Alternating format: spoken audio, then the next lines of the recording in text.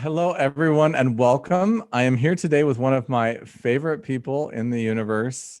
And through a very interesting series of coincidences and connections, I got to know her, and she introduced me to her work. And I have to say, I've been in this world a long time working with sexuality and intimacy and relationships.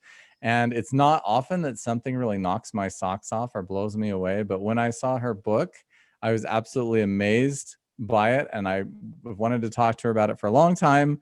And we have the opportunity to do that now today. So I'm very excited to talk about her book, her beautiful work. And so welcome, Cosmic Kari Star. Well, thank you, Ryan. I'm honored by that introduction. No, it's really true. A lot of people are getting into this work. Maybe they have a couple years experience. They're writing about sexuality, but they don't have the foundations and the depth and also the simplicity that your book has. So I find that there's a lot of people who want to go into the weeds, but there's such a beautiful simplicity in this book. And if I can just say, looking at the table of contents, part 1, you want it, you can have it. Yay. Part 2, what it is and how to do it. And part 3, practices and challenges. It's just such, every time I open it up, I've always been excited about it. You know that. Every time I open it up, I just start meditating on whatever I read. Oh, we're talking about making sound during pleasure and lovemaking. And you just have different ways of different techniques of doing that so that couples and partners can get into it and express with each other how to hug correctly. Or there's just so many details and so much information. And I love it. And I want to have you tell us all about it. And so I'd like to ask you a few questions about it. I'd be thrilled to answer them. All right, fantastic. So what's your history? What's your background? How did you get to where you are now? Good question. Well, when I was 17, I had this question: what was it like to be one with a man? And I opened myself up. I had the logical reasoning that all of our digestion, all of our body works without our conscious direction. And it works optimally, right? Right. And so I said, gosh, I wonder if sexuality works when I remove myself. I wonder what it's like to work optimally if I do that. So when I was with a man, I, intended to just let go and let the energy move through me. And boy, did it. Wow. We were both blown away. We had this thing that later I found out they call a tantra wave, a tantric wave. It went through me real slow, and I felt like I was this little point on this enormous tidal wave, and it was fantastic. And when we were done, we went, oh, what was that? So that was number 1. Didn't know what it was. I was 17, and God, that was a long time ago. So I said, okay, God, that was good, but I didn't feel like I was one with him.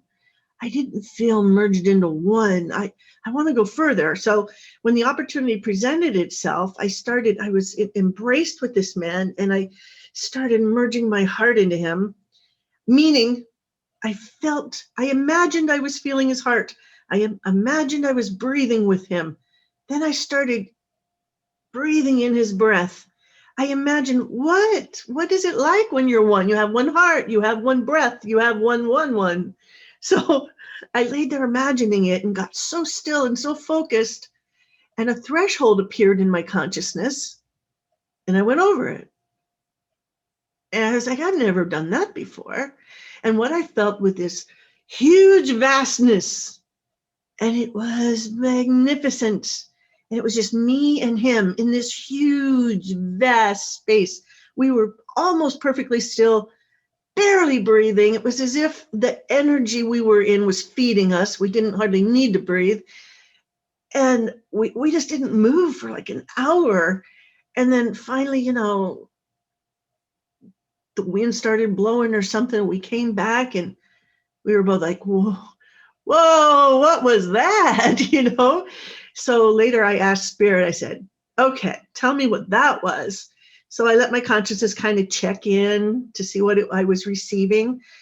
And the answer was, you just became the first god and goddess to create this world.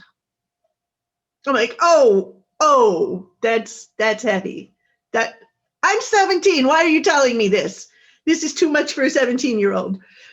But I knew it was true, but I didn't know what to do with that kind of information.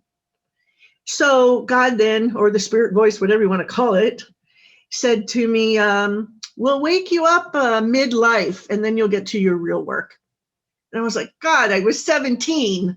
And it said, go do anything you want. We'll wake you up when it's time. And so there I was as a cake decorator at Costco. Sorry, Costco. And I felt this weird energy and I stopped and it went clear down to my toes and it said, you're done here, get out. I was like, that was rude. That was rude. But I knew it was serious. And a couple of weeks I came back and I said, look, it's the busiest time of year. I need more time. And it said, get out or you're getting fired. I was like, oh my God, this voice is so rude. But I knew it was serious. So I quit. And it took me a couple years to run out of my 401k because they had a great plan there at Costco. And then I was down on my knees finally asking God, what the heck do you want from me? And then it all started coming back to me fast. Like within a month, I was starting to do sensual massages and I had seen a vision of being a goddess. I'm like, yeah, how am I going to make any money at that? I was down to rock bottom. And when you're at rock bottom, that's when you turn to God, right? You finally say, okay, please help me. So I was down in the pits and I listened and, I think I did a massage starting out. I had no idea what I was doing and asked them for 20 or 30 bucks, and it was enough to get by. And I was scraping the bottom of the barrel, bought a rickety I did that on my couch. I was so embarrassed. I'm giving a massage on my couch. So I did it though. You do what you got to do, right? And then everything started coming to me. Oh my gosh, this is the thing from when I was 17. This is what I was supposed to be doing. Anyway, so it started unfolding. And And how long ago was that when you gave your first 12 years ago. 12 years, okay. I was like 46 when Spirit told me to get out of Costco. And about 48 or so when I figured out what I was supposed to be doing. And oh, what a wild, wonderful time that was. Because I was, oh my God, I get it. I know what I'm supposed to do. This is the whole thing. Oh my God. And I had been more suppressed than the average person because basically back when I was a teenager, I said, what the hell happened to this world that nobody knows this simple stuff? What happened? So guess what? Spirit doesn't just give you an answer. It takes you on the ride, right? So I had 25 years of serious suppression where, being overweight, like I've been most of my life, was such a horrible burden back then. When being a size 3 or a size 0 was, the only one that would, get the guy kind of thing. And I was just so humiliated and ashamed of myself. I couldn't pull myself out. But I'm sorry about the phone. It all started changing and I started getting my confidence built up. Like you're just like, okay, this is a way to make money, or what made you do massage instead of, that was what the voice said, yeah? Because I was always good at massage when I was younger, and I made a decision between being a cake decorator or masseuse. But I always kept up on the massage, when I would be at some jobs where, I could massage people's necks, and I would always stay up on that a bit. I was always massaging my family's necks at parties and stuff. And, I always had a knack for that. And it was my second love, doing art, cake decorating. I won 3 state championships while I was a cake decorator. So I had fun doing that and became an artist, and that opened my pineal gland. So for those of you that don't know what that's all about, that's how you connect into the spirit, is through this inner vision. And I used it so much as an artist. So that was really awesome. Is that giving you background to where, okay, so. Yeah, so okay. I have some more questions, or yeah. Please go on. So like from that point of view, from that point, it sounds like you were really a natural at this from 17. I mean, did you go to any trainings, workshops, did you read books? Was that any part of it? You just learned by doing, or what was the situation? What happened after that? Well, I had this natural feeling that everything I needed was inside of me. My gosh, the spirit just told me I'd become the first god and goddess that created the universe. It's like, that's enough, you know. I mean, I actually right. I actually did not read. I never joined any tantra groups, never discovered what it was until later in life. I studied metaphysics and consciousness. Mm-hmm. So that's what I wanted to know and what I was attracted to. I already felt like I had all that sexual stuff inside of me, and that when the time was right, it would just all spill out. I figured back when I was 17, I said, what do you want me to do? Write a book? I couldn't think of any words to describe anything that was happening to me. And I didn't know what had happened to society. How did they become this way? And that's what the education I got for 25 years, all the suppression, I got to live it. So did you get married? Did you have children? Like, well, I tried getting married, but it was more an escape and a fear. I tried going to London and I got deported. And in my fear, thinking I was making bad choices, I wanted someone else to take over my life, married someone completely opposite of me. mm-hmm. And, then there came a time where I grew and I got stronger in myself, and I left that marriage in 3 years. Right. Yeah. And I said, boy, I'm not going back to being like that again, squelching myself. He was a real, really heavy into Christianity and Bible stuff and didn't want anything to do with my consciousness studies, and thought I was full of it. And I put up with it for a while, but I was dead inside. And I just had to come back to life, Got my books back out and went back into my studies. And no kids? Well, when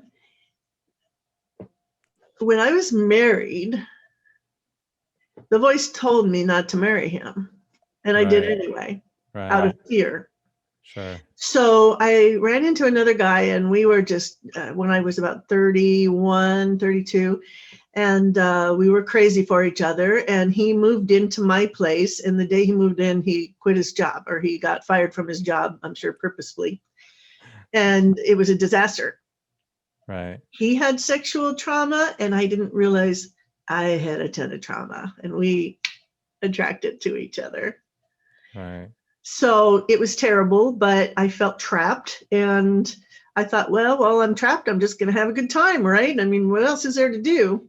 So I ended up pregnant and have a freaking gorgeous son, and he's married to a freaking gorgeous lady, and they have a 2.5-year-old and a 3-month-old, and they're gorgeous. It's just ridiculous. They're the gorgeous family.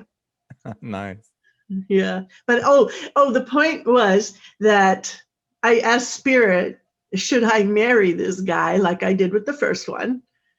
And I couldn't even get the thought out, and it was a screaming, hell no. So I said, okay, this time I'm going to listen. And I haven't been married since that.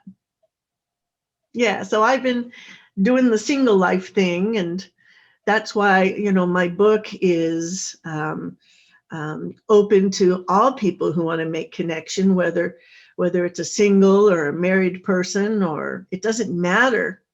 We're all human beings. We have one heart. It's all the same heart. It's all the same love. And we can practice as single people on all and anybody, just allowing our hearts to open, because my belief is we've been through the dark ages and we learned to run away from our hearts. And now it's time to run toward our hearts. So, yeah, I think my book's timely. People are going to be ready for, this change, and ready to make the relationships work better. That feels really good to hear you say. I try to explain that to people, but you just explained it exactly. So I think the more people can understand it, because I come from that I was married a couple times and it wasn't a good, successful experience either time. And coming out of it and explaining how love feels to me and how love always feels like it's going to where love goes, and trying to say, open our hearts and connect, like you just said it. I love how you put that in words. So thank you. Well, you're welcome. And the book, you finished it last year, is that right? And well, yeah, let's ask you. So continuing after that, we can talk about your work or how it evolved, or well, let's do that a little bit before we get into the book, because the book's very new. So after that, 12 years ago, you started giving massage. Who are you working with? Is it just men? Is it couples? What happens with your professional and your mission after that? I was just working with men in sensual massage. And I began, it's going to get into the mission of my book, but right away, I started experiencing some men that would come in with a very closed down, what do you call it, just demeanor. Okay. And my initial response was, I would curl up in bed for 3 days.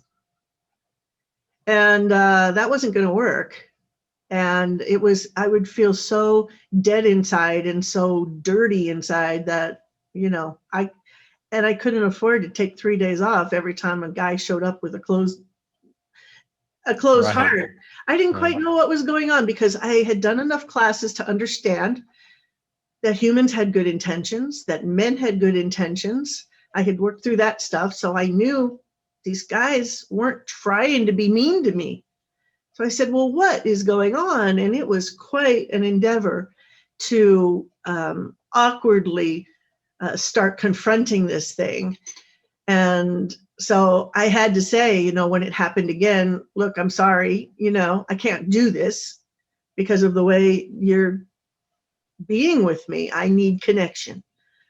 And quite often the response was, well, I don't know what to do. Right. And then it's like, I don't know what to tell them to do. I really didn't know what to tell them to do, because the only thing the woman's voice says is, love me. Just love me. You can't tell that to a guy, just love me. They go, what? What are you talking about? I'm here for a massage, lady. Excuse me. I gotta take a drink. Got too much drama in my voice.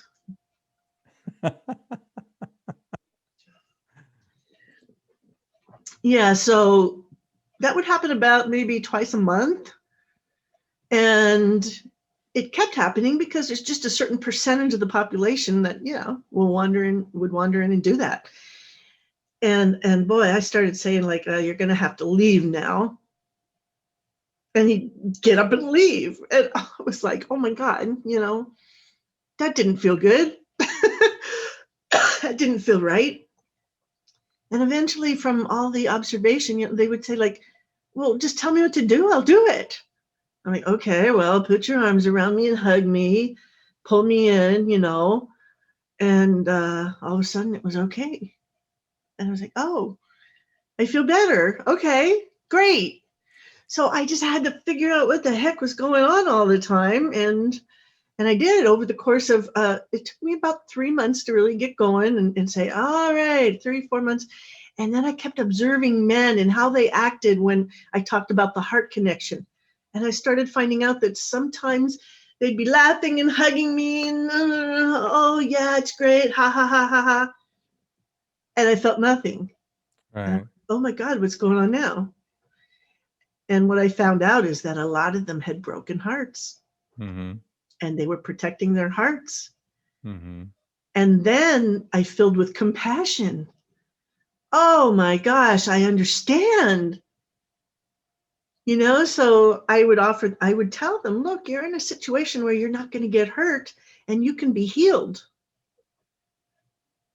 So if you would like to just, relax and do this, great. Or I'll tell you what, I'll let you try again when the massage is over. And they would always do one or the other and end up letting the heart flow happen. And the reason I knew the heart flow was happening, this is incredibly important, is the first thing that would happen is my heart would speak to me and say, I love you, toward the man. silently. I was like, oh, that's nice. I feel good when I love that person. It's, whoops, sorry. It's a beautiful feeling in my heart, fulfilling and satisfying. And excuse me. And then the next thing is I'd find myself, and this might be personal to me, just wanting to bite and nibble his neck and kiss him. And I was like, and then I knew my energy had moved into his heart. I knew just enough about Tantra to know that, the positive energy came out of the positive outflow energy came out of the woman's heart, and the inflow went into the man's heart. And then down at the genitals, the man was outflow and the woman was inflow. So we were like two batteries. And at the heart energy, it would stick together like two batteries. And then after the biting and nibbling, the next move was my whole body would just drop. Like I call it the ragdoll effect. Mm-hmm. So all those things happened and it was bliss for me, absolute bliss. I didn't even have to know the person's name. And I felt like I was madly in love with him. And I was like, oh, if women knew how easy this was, oh my gosh. Just getting over that awkward part of saying, please love me. No, you say, please appreciate me. Just appreciate me. I want to show you how simple it is to make me feel good. Oh, is that so hard to say? No, but we haven't faced up and gone over that threshold, right? A lot of us, just to say that. Appreciate me and just put your hand at this certain spot and pull me in and then, oh, I love you. Oh my God. And I would tell them, I am going to fall in love with you.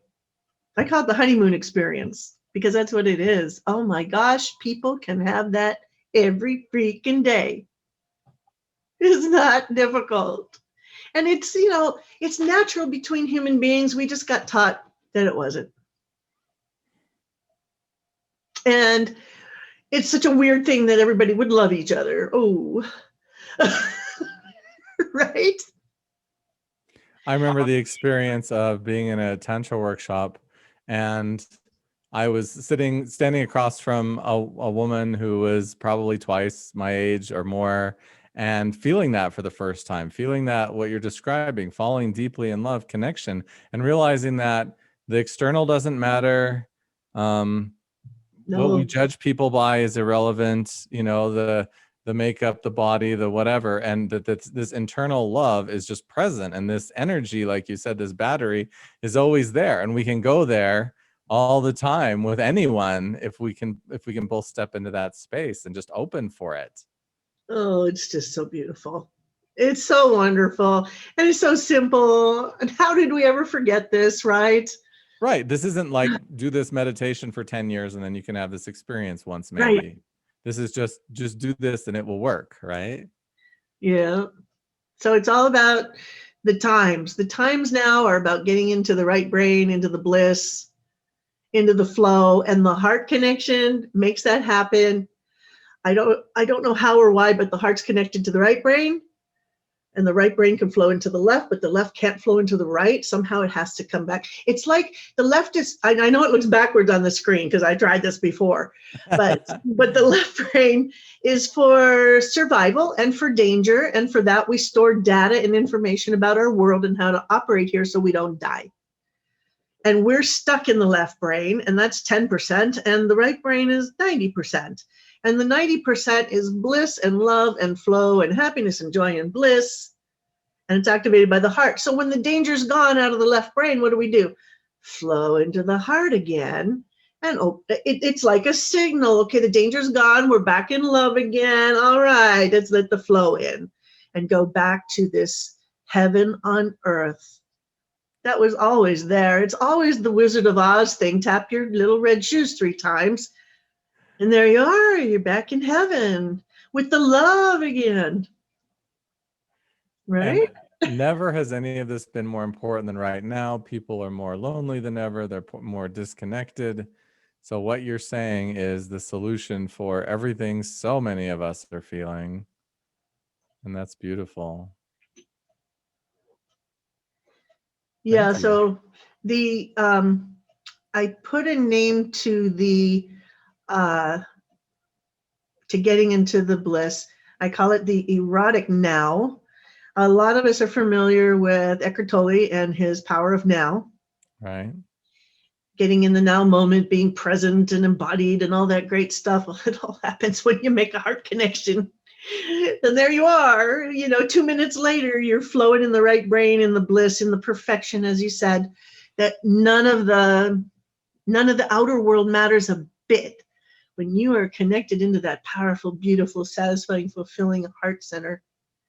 And then we have to get to the men and their genitals, because I have a little story in there about how the sun, energy comes down through the man's body and down to his genitals, where he just feels so much power and so much pleasure. And a lot of men say they live their entire lives through their genitals. Right. And the women will say they live their life through their heart, that they are their heart. Well, the men feel they are that too. Right. So I mapped on the yin yang and this circular flow of energy. This is all Tantra stuff, but I didn't want to take people down a, path of religion and with a weird name, because we're talking to probably a third of the people that didn't want anything to do with spirituality, and now they're kind of getting forced into it. So I wanted to give them just a more natural sounding thing, the great circle of desire. there's the circular energy going around from the woman to the man, down through there. When the woman drops like a rag doll, she surrenders. That's the whole thing. Surrender. Woman goes into receptive mode, and it's like a little switch goes on in the man when she's just passed out in his arms in love. She's in her natural feminine receptive mode. It's like the princess that passed out and the knight is carrying her, or the princess carrying her, or whatever, the hero's saving her. And the man's mode is then to ravish her open to God. And she's just receiving all the pleasure. No, not that it always has to go that direction, we can take turns. Well, and what I see is the women, especially kind of in this community, just they're looking for that experience, and then they just set the bar higher and higher and higher for the men to jump over, to be able to make that happen with them, and find it's difficult to get to. And I mean, these are people who've, been studying for years, when what you're saying is it's more about her decision. She can instruct him to do one or two small things, and once that happens, she can jumpstart the whole process. And then you don't have to wait for the perfect guy to show up, but you can love everyone in front of you right now in that deep way. Is that what I'm hearing? Oh, of course. Of course, that's a huge jump for most women, a huge reach, but it is there. And if you start feeling the love in your heart and opening to that, even if it's just a friend you're practicing with, and you find yourself all of a sudden in such a flow of love and wanting to make love, it's your choice if you, of course, want to go on and make love or not. But yeah, I got a lot of practice. I'm so good at it. So good at opening my heart when I want to, just dropping everything and all of that. Okay. And so if women say, well, if I do that, I'm going to be taken advantage of, I'm going to be used, I'm going to have bad experiences, I'm going to fall for the wrong guy, what would you tell them when they said stuff like that? Every experience is a good experience. Because I had some that weren't perfect, but everyone was a learning experience in either me learning how to be more gracious and more giving, or learning about my body, learning about his body. There's always something I'm learning, and we're practicing. And as long as I am in a state of love and I know how to be there, I am connected to the divine. I'm connected to spirit, and I am flowing love through me. I am giving a lot because the men don't understand what I'm doing. I'm pretty, I know my game right now, what I'm doing, and I know how to teach the guys. But I become the pitcher of water, and I pour it on them. I'm a pitcher of water. I am the embodiment of love. and then I give it to them. So what am I experiencing? Pure love. I am already satisfied going in. I'm not expecting them to be some Tantra Daka or whatever. I'm not some expert. I know they're not. I'm there to share what I know, the simplest little thing. And the men are so willing. Oh my God, they're so willing. And if I say, it's not working, you need to pull me in a little more, or think about loving me more, appreciating me more, they do it until they satisfy me. And then I go, oh, yes, that's it. And then I have this. And I'm like, look what you did to me. I can't stop it. It's like I've had a 6-pack of beer, It's like I'm love drunk. I'm love drunk. And I say in the book, be responsible, because she may get love drunk and not make the decision she wants to make. This is such a boon for men. It is such a secret to reveal to men, because they can use it on women. And so I repeat, to be responsible, women be responsible and men be responsible. I don't want them blaming me for unwanted pregnancies. No, no, no. or feeling like they did something wrong in the morning. You got to think about what you want and be responsible, because this will open the door to absolutely beautiful divine sex. Well, and it's the meaning that people give to it. It's you have that experience, and then we're trained to think, okay, then therefore here's my soulmate, or I need to have children, or whatever, and getting used to this feeling and this sensation just coming from you, and it belongs to you, and you are love, and it doesn't necessarily have a lot to do with the other person, but you get to have an experience that you want and go to the place that you want. That is a deeper teaching. That is profound. Thank you. I wish everybody could have it. I told God when I was 17, I need to teach the whole world. I need to teach the whole world about this. Something happened here and nobody knows about it, and I don't know why. And now I'm over 60 years old and just getting going. And you're you're the first person who's interviewed me. So I really appreciate that. And you guys, Ryan wrote, and I asked him, I said, please read my book and tell me what's wrong with it. So he wrote back and he said, the only thing that's wrong with your book is that it's not in the hands of every household in the world. Yep.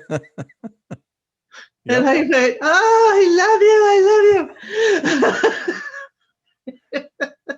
Yeah, and that's amazing. I mean, people are talking about techniques. They're talking about how to last longer. They're talking about how to be multi-orgasmic. They're talking about all these things, and that's all wonderful. But if you don't have connection, if you don't have connection to love, if you're not in the flow of desire, if you're not, then all of that stuff doesn't really apply.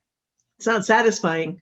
Yeah. And that's, yeah, exactly. It's not satisfying even. So this is the very, very first step, the most basic thing for people to learn, that art of connection.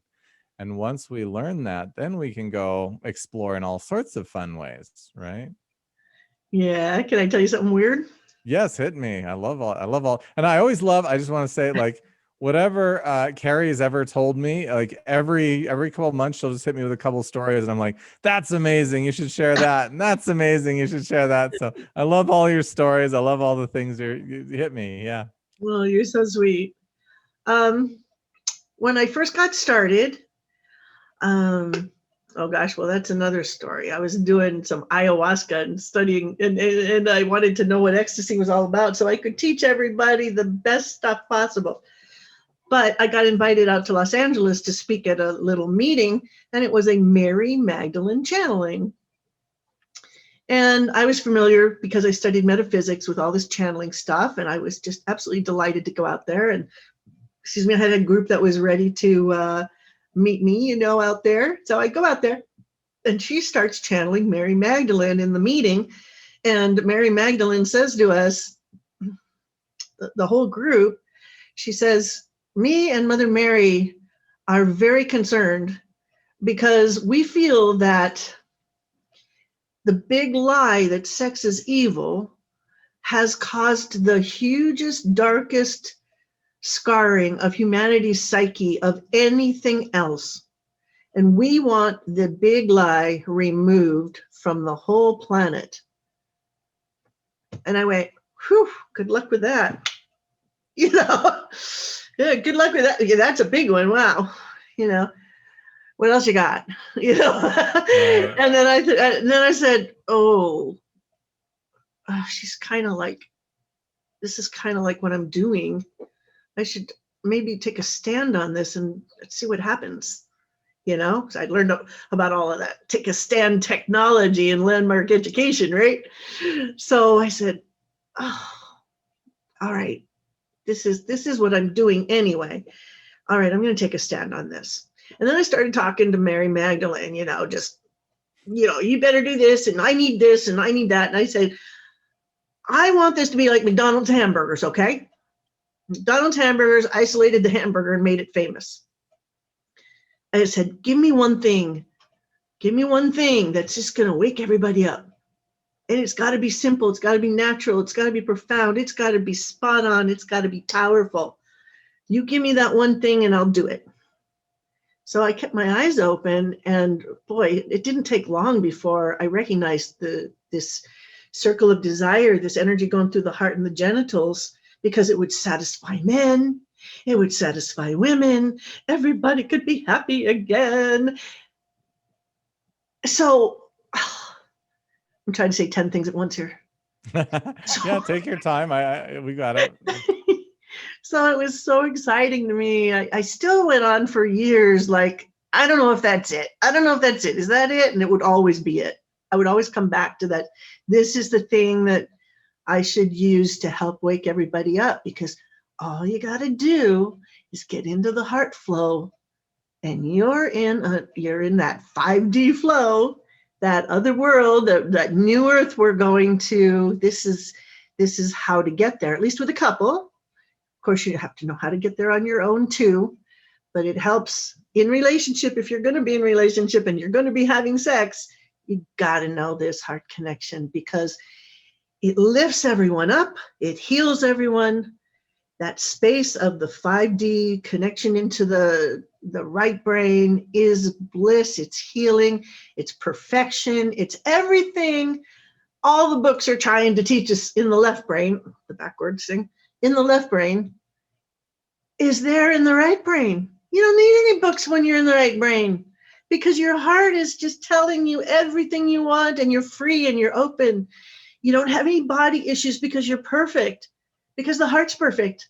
And that's where your focus is on. That's where you're coming from. You're not focused on the outer look and what's going on there.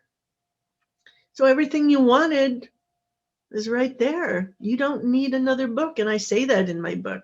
I said, you don't need anything after that. The guru's job is to get you listening to your higher self, your flow of bliss, blah, blah, blah. So you feel so open. You feel like you can talk to your partner better, bring up issues, say what you want. And then the woman, she recognizes her heart as equal to the man's genitals.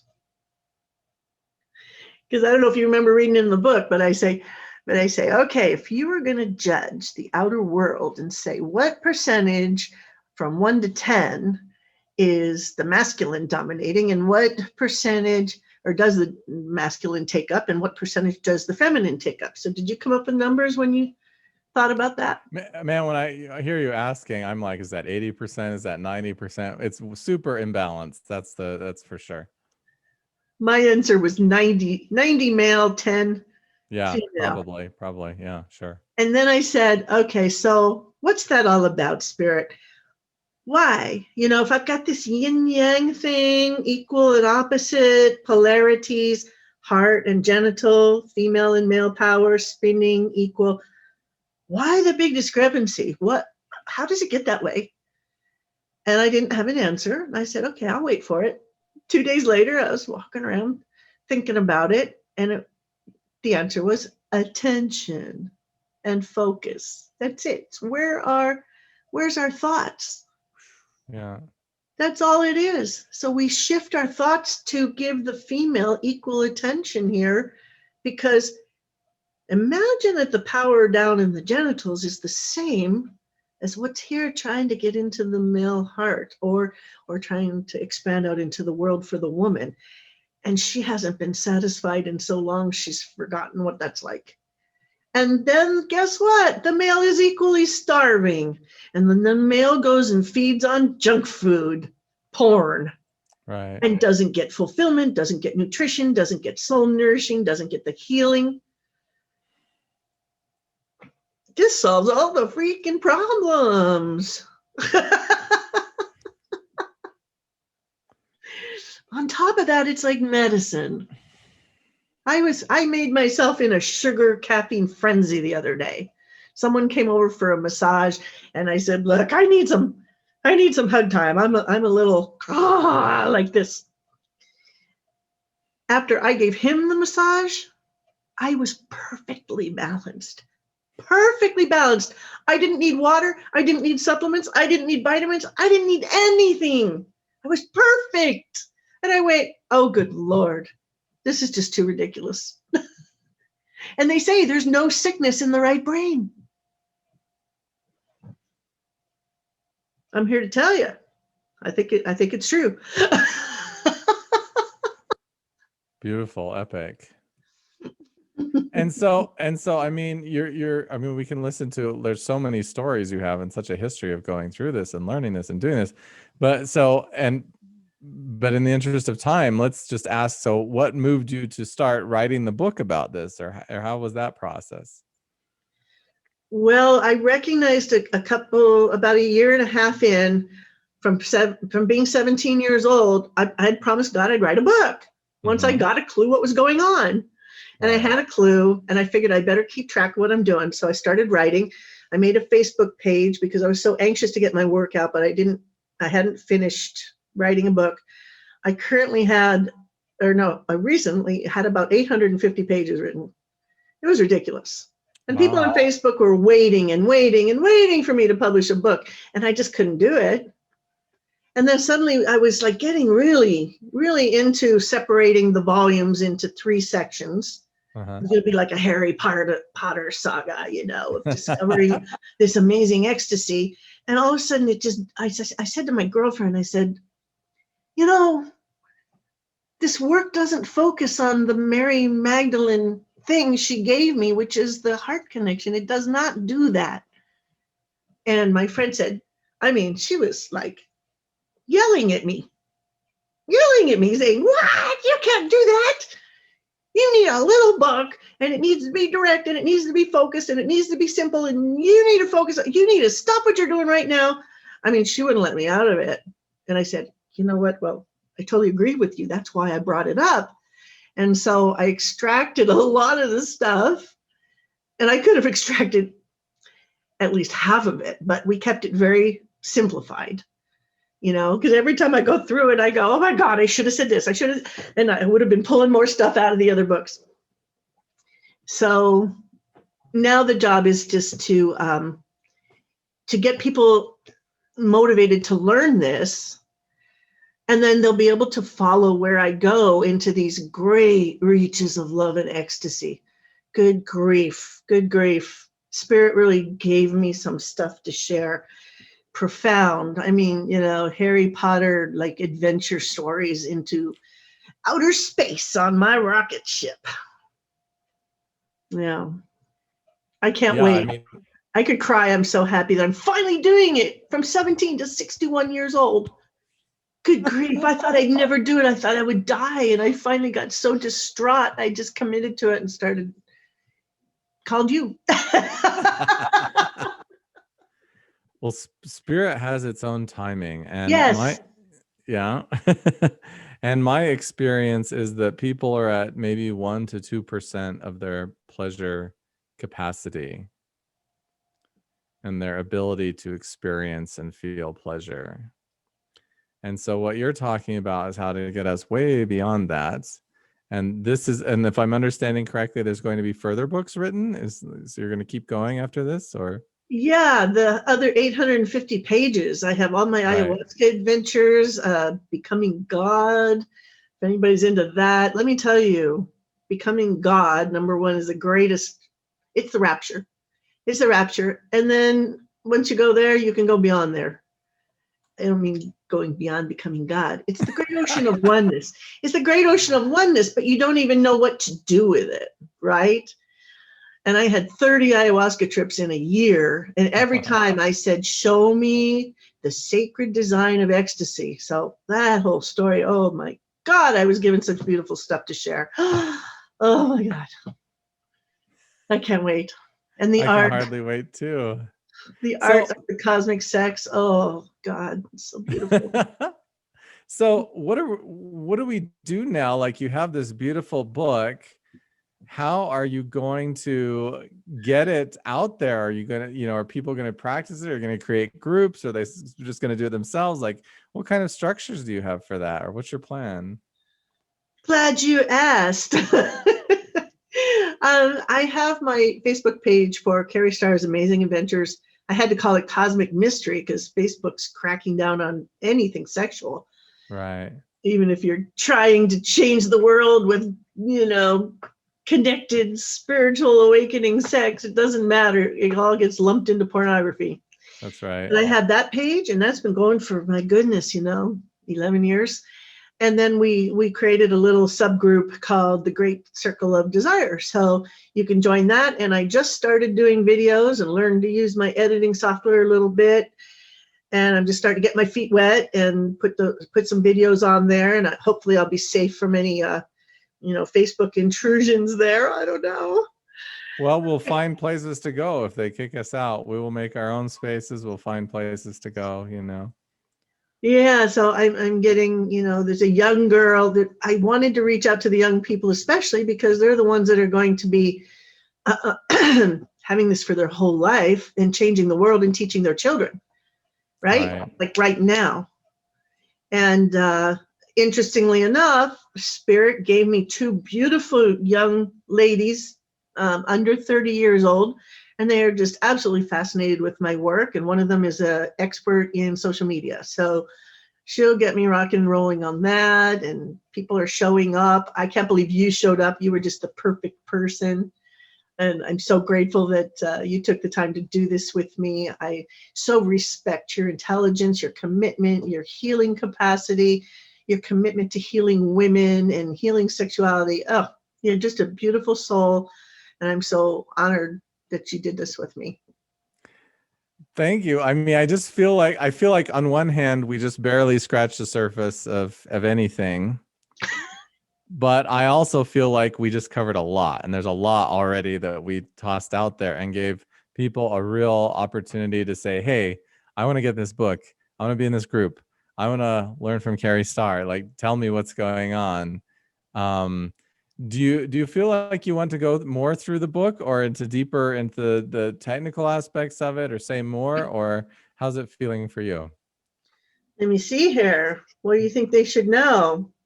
Oh my gosh. I mean, just number one, get the book. Like I said, I think everybody in the world should read this book.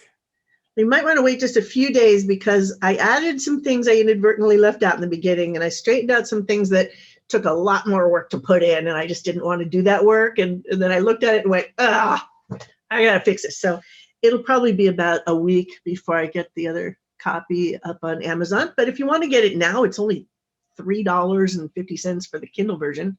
So there's and then if you want, you can get the paperback one later, and it's got a beautiful picture on it. Can you see it? I have. Yeah, it's a little bit hard to see with the lighting, but yeah, it's beautiful. Oh, it is. Sorry about that. And then I see Kari Starr's Amazing Adventures in Cosmic Sex, the 9 Gifts. So, oh my gosh, that's not supposed to be up there. I'm telling you, I didn't practice or study being a writer.